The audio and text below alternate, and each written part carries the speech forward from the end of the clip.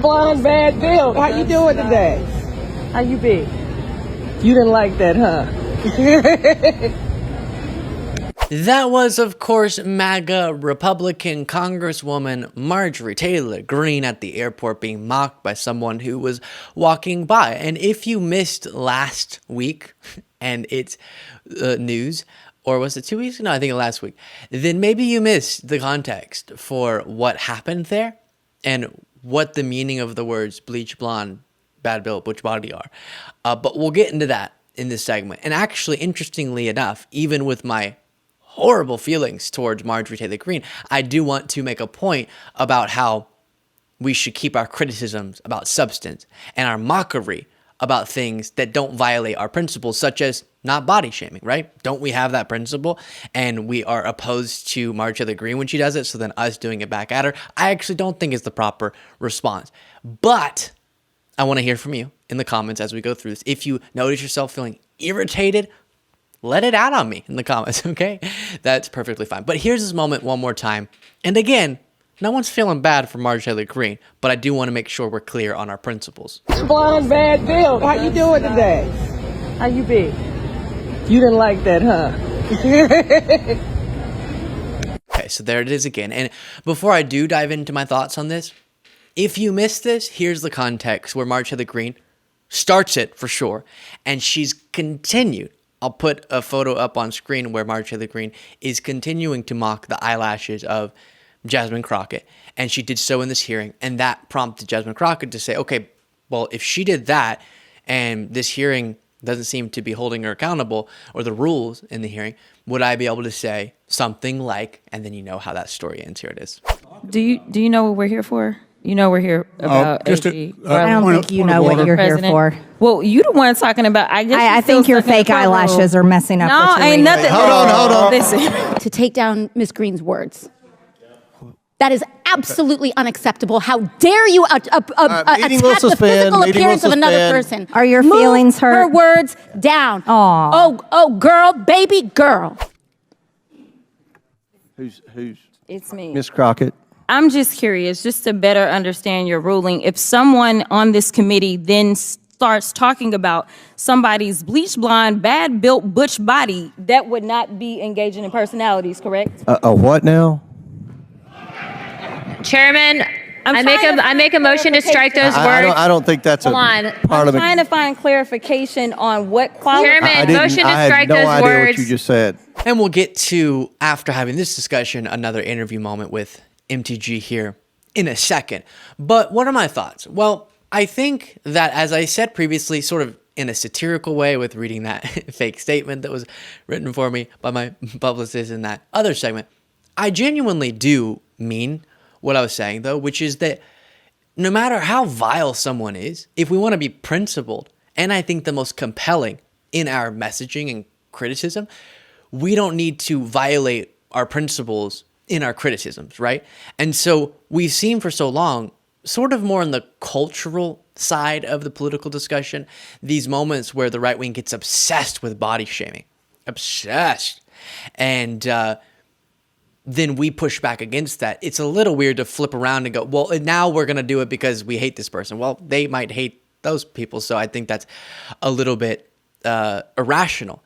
And so then I do want to say, across the board, all right? Like I said, everyone in that hearing room, beautiful. Marjorie Taylor Greene, beautiful on the outside, vile on the inside. That's my stance, okay? And I'm sticking to it. And if you disagree with me on that, I know I said you can let me know in the comments. You really can.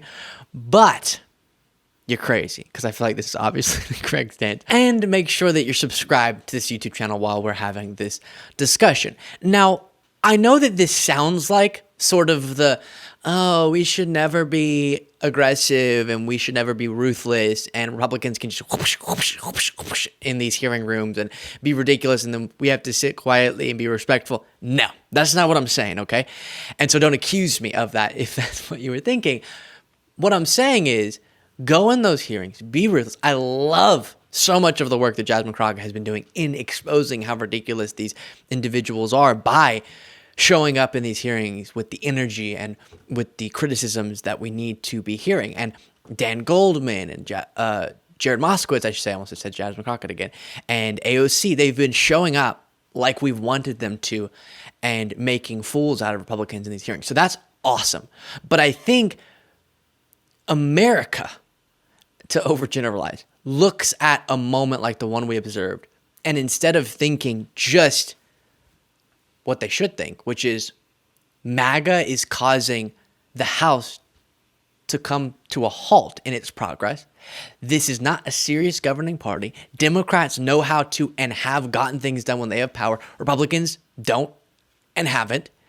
And that's the contrast people need to understand. And so when you see crazy MAGA and just being all icky and irritating and not talking about substance, and then principled and still aggressive and ruthless Democrats, great contrast.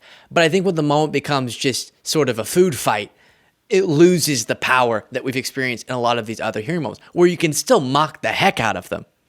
And we've seen that a bunch from Jasmine Crockett, Jared Moskowitz, AOC, Dan Goldman, Eric Swalwell, and others. But the complete childish nature of what this hearing devolved into because of MTG, but again, the participation across the board, I think, ends up allowing people to, instead of having the MAGA takeaway, it's just, oh, the House of Representatives, oh, Congress. Both parties have gotten so wacky and have abandoned their dedication to serious governance, which we know not to be true, but is going to be the takeaway. And I've heard from a lot of people who had that feeling, oh, see, everything's just gone off the rails. Both sides, it's very easy to both sides this type of moment, which is what I'm trying to avoid. So let me know about that. Then I want to get to this really dangerous moment from an interview with Marjorie Taylor Greene. That's the problem, Dan. Republicans in Congress don't have a spine, because if they did, we would be impeaching Merrick Garland.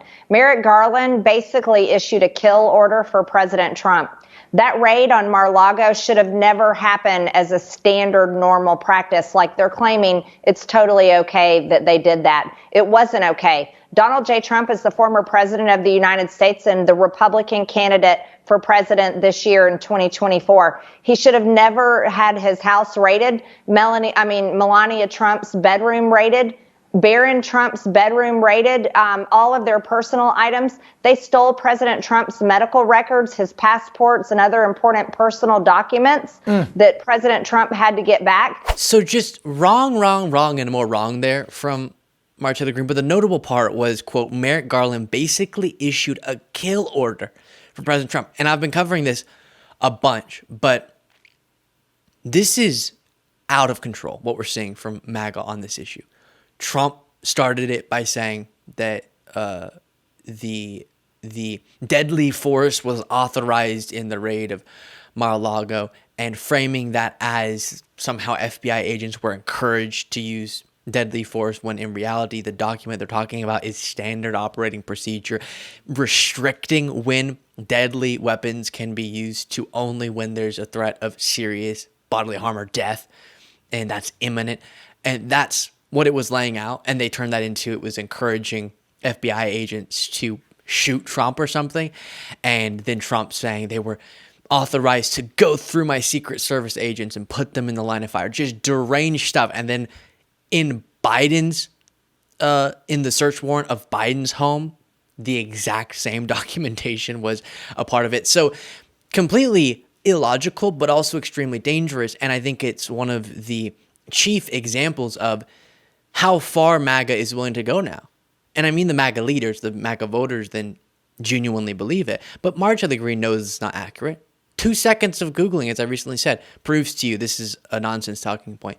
But she's willing to assume her followers won't do that little bit of research to fact check what she's saying, and will instead enjoy simmering in the rage they feel and the fear they feel based on this super dishonest talking point.